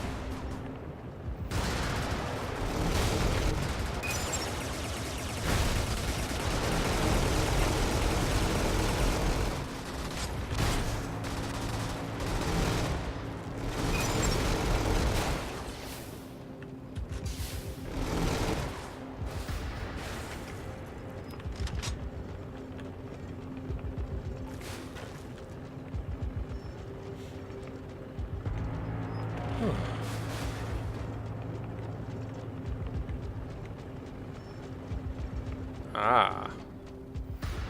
Well. Yeah. I think the game nails it, but there are also a lot of loadouts that kind of cover the different aspects of that. Like, you're gonna have one loadout that does the big gun thing better, like the Troubadours that you see there. They have the big gun without the big beefy nature of this tank. You know, they're glass cannons. So let's creep up real quiet, real close. Turn on my big sound cannon and just deal with all those bikes, and then just give this guy the old up close smoocheroonie. Wow, I almost died right there.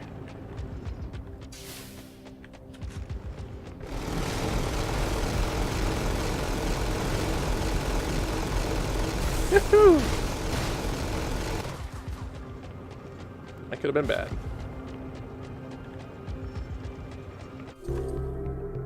But it wasn't.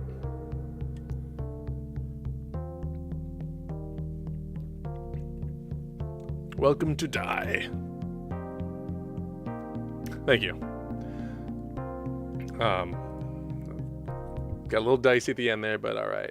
Yes, that is an important key thing to note, that the brightness of the game decreases when you're getting closer and closer to dying, which is the game basically knocking on your forehead and saying, hey, you know, stop it and go find some health or get out of there.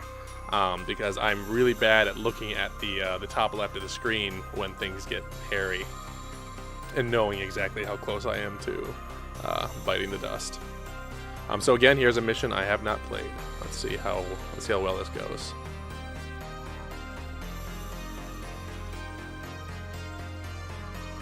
Cool. So this is another one of those missions where I just deal with the enemies, then hop on my spaceship and get out. And I figure, why mess with a good thing? Let's keep rolling with the Canmore here.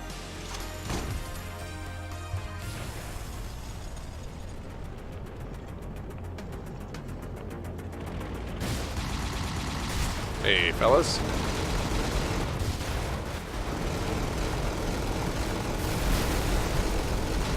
This is a good gun. What can I say?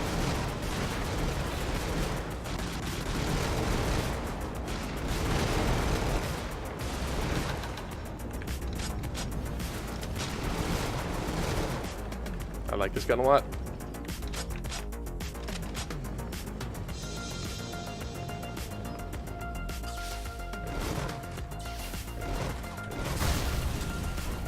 Waste not.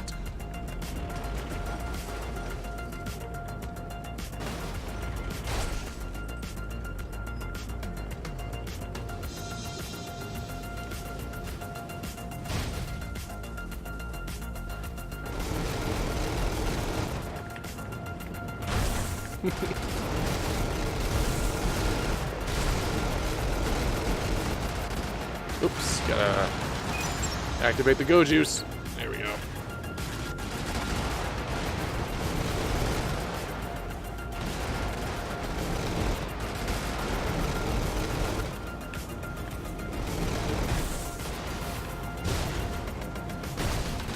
Oh boy, there's a lot of fellas there. Hey, the panic walls saved me, actually.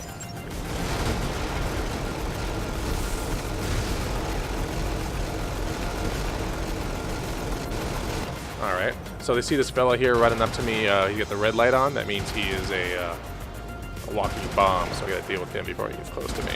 Unlike the other Yellow Jackets, which are civilians who are using the Yellow Jackets to kind of indicate that they're civilians.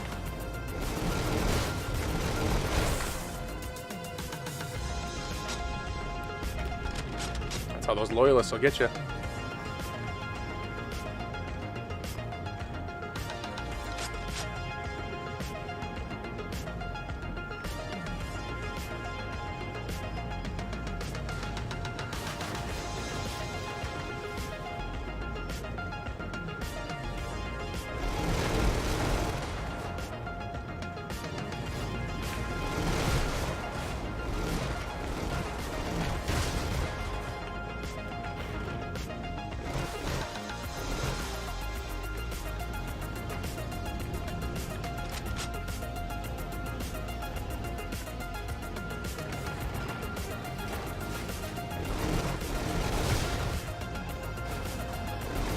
Oh, hey, there's a whole swarm here.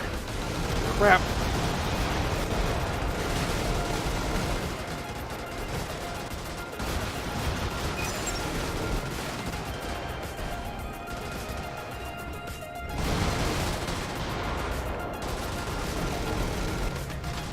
Oop.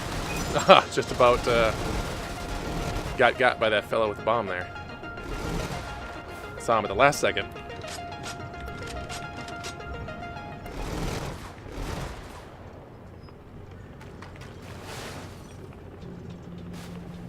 Okay.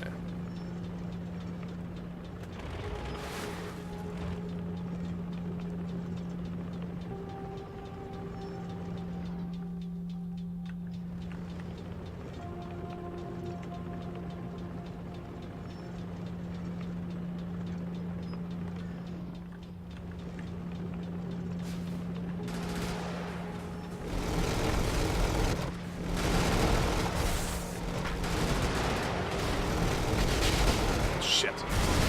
Just missed the timer on that one.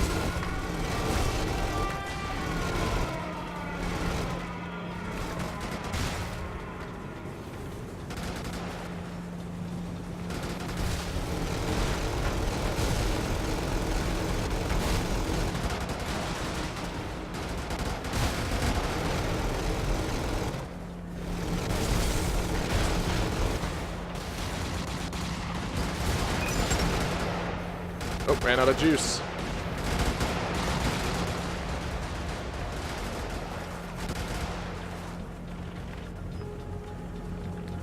Go find some depots, maybe.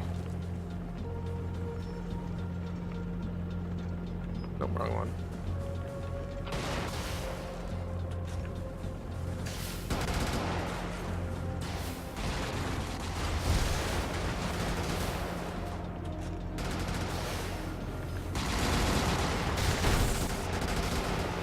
Not good. Getting a little banged up.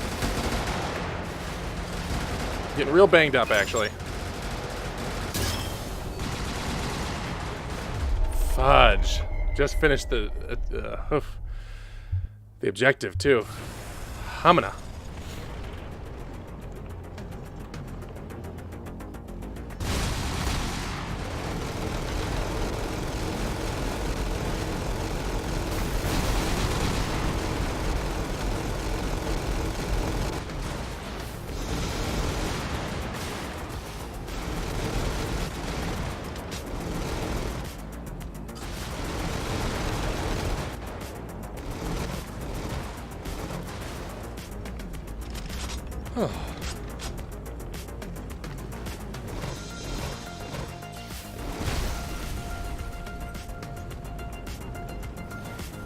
Probably just stick with the same route this time around.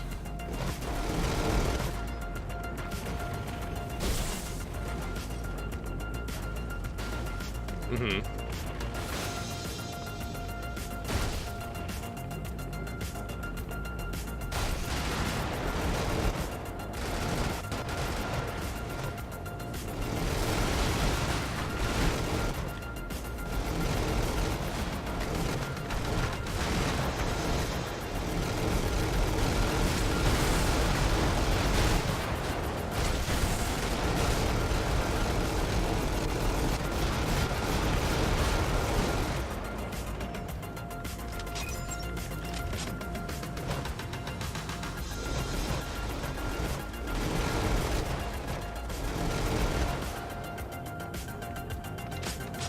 They're hiding my ammo from me.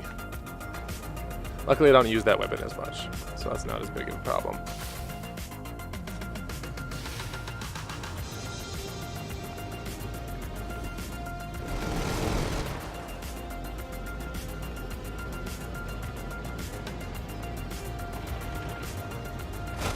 Oh, hey, fellas. Oh, Boise. Oh, hey.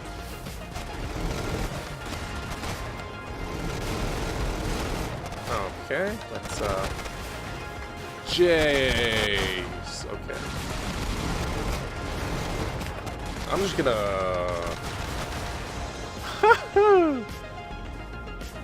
These are some big fellas here.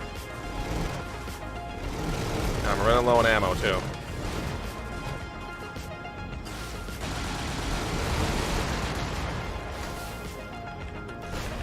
Shazbot. Yep, wrong neighborhood.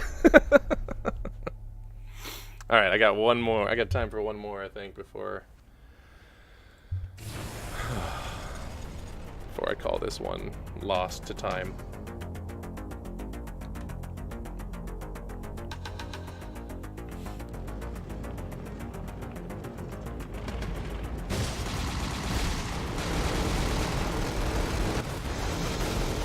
Boy, do I want to start with that neighborhood this time, though? That was kind of fun. I don't have the... Yeah, it's a good point to keep in mind, is that I'm not keeping my big armored front pointed to them.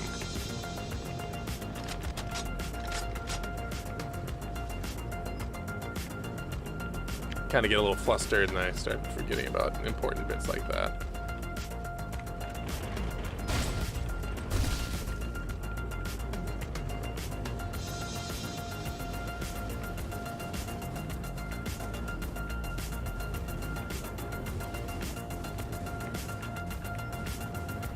Squeeze in right there. Deal with that. Hi.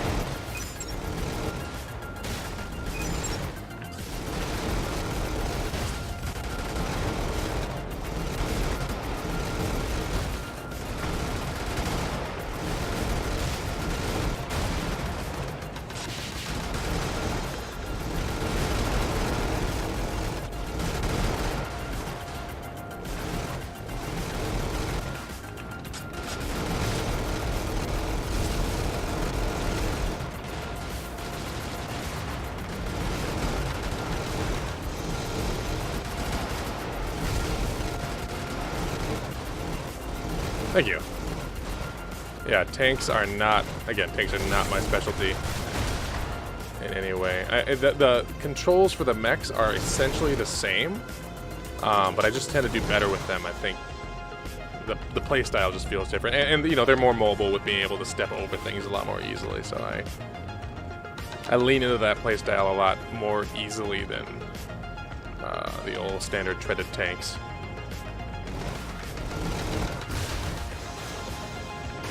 But at any rate, oh boy.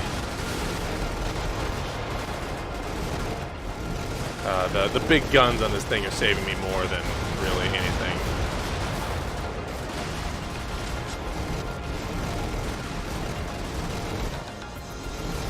There we go.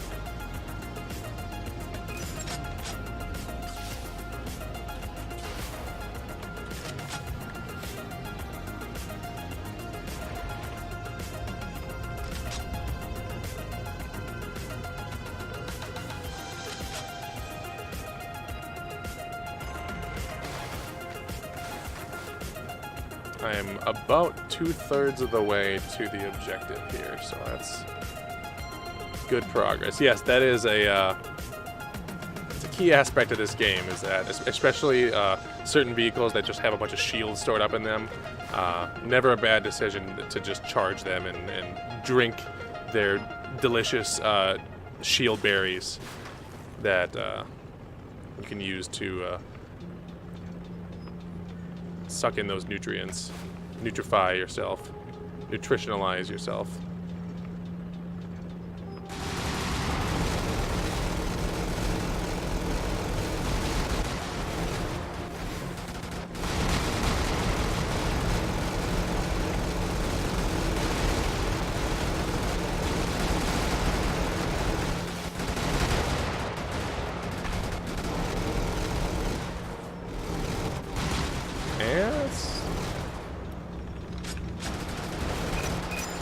Oh, I guess I'm not quite there yet. Ah, excuse me. I was feeling like I was closer to the garrison objective, but I've got a little bit to go yet. 20 more.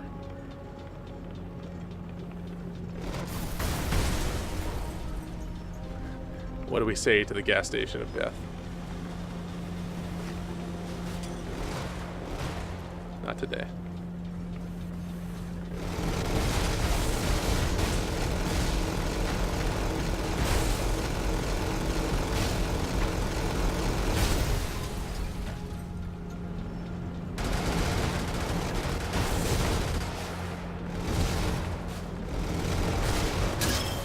There we go. That sounded like I did it.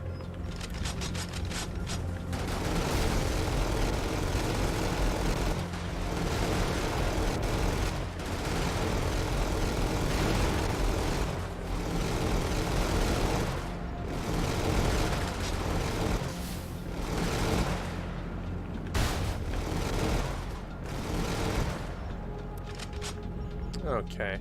Well, I don't want to wander into the wrong neighborhood again. I kind of want to... Come on, fellas. Kind of want to mark this mission a success before I embarrass myself. So I'm just going to head towards that escape vehicle.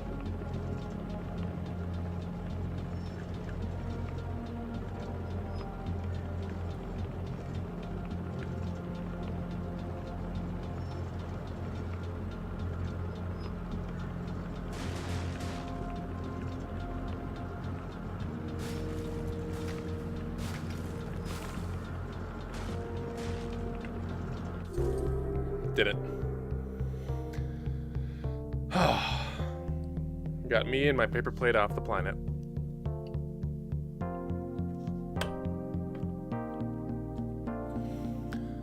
Alrighty.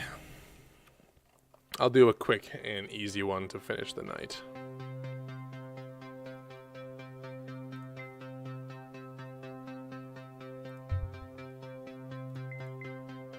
Yeah.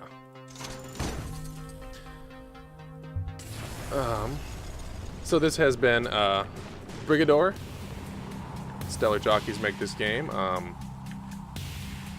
There's their itch up above me. That's their itch page if you want to buy this game. It's $20. Comes with the free Up Armored Edition DLC. Worth checking out. It's a lot of fun. Again, it certainly is an action game, as you can tell, but there are so many elements of puzzle game to this, just figuring out what to do with the different loadouts. Learning the controls and mastering them is also very rewarding. As you can tell, I've not quite gotten there with all these different loadout or control styles, but for Mechs at least, I'm feeling pretty competent and confident in my competency. It's a good game. The aesthetics great, the music's great. The lore is very oppressive and frightening.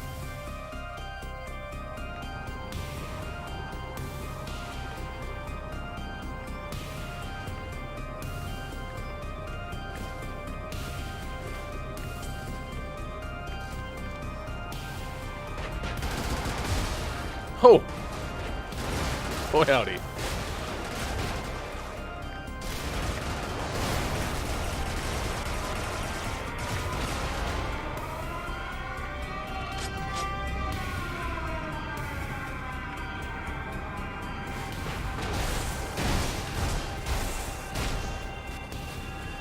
Oh, missed with my big gun. How embarrassing.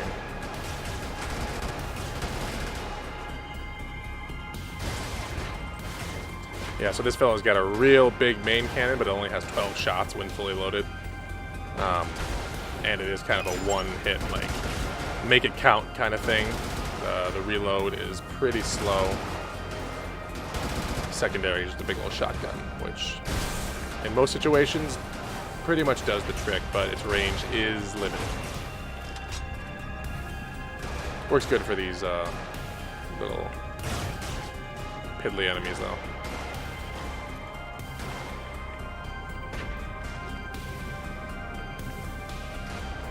Oh yeah.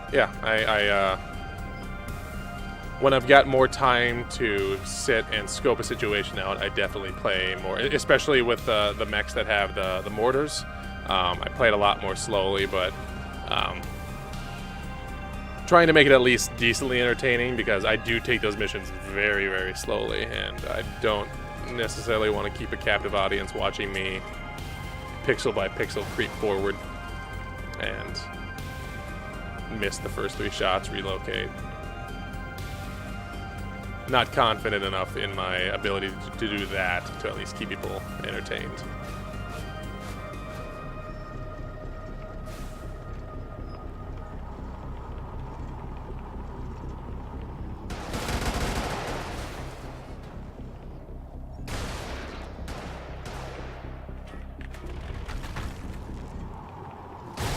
There we go. Glad to hear it. I'm glad everyone's stuck around for 2 hours of me basically rekindling my love for Brigador. It's been a while since I've really gotten deep into this game. Again, I picked it up in 2016 after hearing it recommended on Giant Bomb. Fell in love with it immediately. You know, it's definitely my kind of game. It's my kind of aesthetic. And it's pretty unique in a lot of ways. It does things that not a lot of other games do in terms of just the aesthetic of it and the lore, but also the mechanics, the way the game controls is. You don't find that in a lot of games these days, at least not a lot of mainstream games. And it's available on itch, so you can support the developers pretty directly that way. It's also on GOG, Steam, and Humble Store, but itch is the way to go, I would say, if you're looking to pick one up for yourself. But anyway, let's pop back over to my screen here. I've been Kyle. You can find me on Twitter at Kyle_R_Kruger. You can find us, the FunDeniers, on Twitter at FunDeniers. You can find Brigador at that URL at the top of the screen there, stellar-jockeys.itch.io, and then you can add /Brigador, or you can, I think you can also buy the soundtrack on their itch page if you want, which I recommend highly. Let's see, real quick, I will pull up our Twitter page so I can tell you what our next stream is going to be. I believe it's going to be on Friday. Yeah, Friday at 9 Eastern Standard Time. James Tar stands Killer 7. He's going to be going through more of Killer 7, which he started last Friday playing on the PC. That's one hell of a game. I'm not even really going to try and get into what makes that game what it is. It's very unique. Give it a shot. And then on Sunday, Andy's going to be continuing the Dead by Sun Daylight streams, which have been a blast so far. So come check us out then. Again, find us on Twitter at FunDeniers. Find me on Twitter at Kyle_R_Kruger, and find this game at the URL above. Thanks for watching, everybody. I will see you around.